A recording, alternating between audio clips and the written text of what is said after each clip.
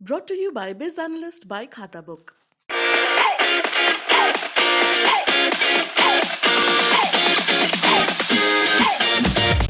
रूस और यूक्रेन के बीच जारी युद्ध के बीच दूसरे देश द्वारा लगातार लगाई जा रही पाबंदियां सबसे बड़ा मुद्दा है। अमेरिका से लेकर ब्रिटेन तक कई देशों ने रूस के खिलाफ सख्त एक्शन लिया। अब उस एक्शन पर रूस का पलटवार देखने को मिल रहा है।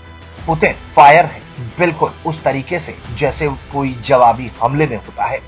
रूस की तरफ से राष्ट्रपति जो बाइडेन, हिलरी क्लिंटन समेत अमेरिकी विदेश सेक्रेटरी यानी कि जिसे हम विदेश मंत्री कहते हैं, और कई अमेरिकी अधिकारियों के खिलाफ पाबंदियां लगा दी गई हैं। अब ये किस तरह की पाबंदियां होंगी, इसको लेकर अभी जानकारी ज्यादा सामने नहीं आई है, लेकिन जानकारी के लिए बता दें कि जब से राष्ट्रपति व्लादिमीर पुतिन की तरफ से यूक्रेन के खिलाफ युद्ध छेड़ा गया, अमेरिका से लेकर यूरोपीय संघ के देशों तक सभी ने रूसी अर्थव्यवस्था को जबरदस्त झटका देने का काम, कई तरह की पाबंदियां लगाई, फिर चाहे एयर स्पेस बंद करना हो या फिर रूस से आ रहे तेल के आयात को रोकना हो।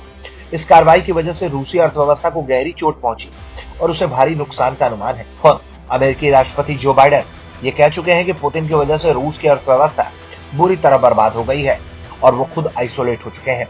लेकिन इन प्रतिबंधों का जवाब रूस ने भी प्रतिबंध से दिया है। उनकी तरफ से सीधे राष्ट्रपति बाइडेन के खिलाफ बड़ा एक्शन लिया गया। अभी तक अमेरिका ने इस कार्रवाई पर कोई प्रतिक्रिया नहीं दी। वैसे चेतावनी तो लगातार अमेरिका दे रहा है, गंभीर परिणाम भुगतने की बात कही जा रही है, लेकिन रूस न पहले झुका था और न अब झुकने के मूड में है। वो इस वक्त जवाबी कार्रवाई में ज्यादा विश्वास जता रहा है। इसी वजह से यूक्रेन संघ भी ये जंग 20 दिन तक खिंच चुकी है, लेकिन मजाल नहीं है कि पुतिन के खिलाफ कोई दूसरी देश अपनी सेना उतार दे। सबने आर्थिक प्रतिबंधों तक खुद को सीमित रखा हुआ है और यही कारण है कि जमीन पर रूस की सेना जो चाह रही है वो कर रही है और वो तेजी से कीव की तरफ बढ़ रही है।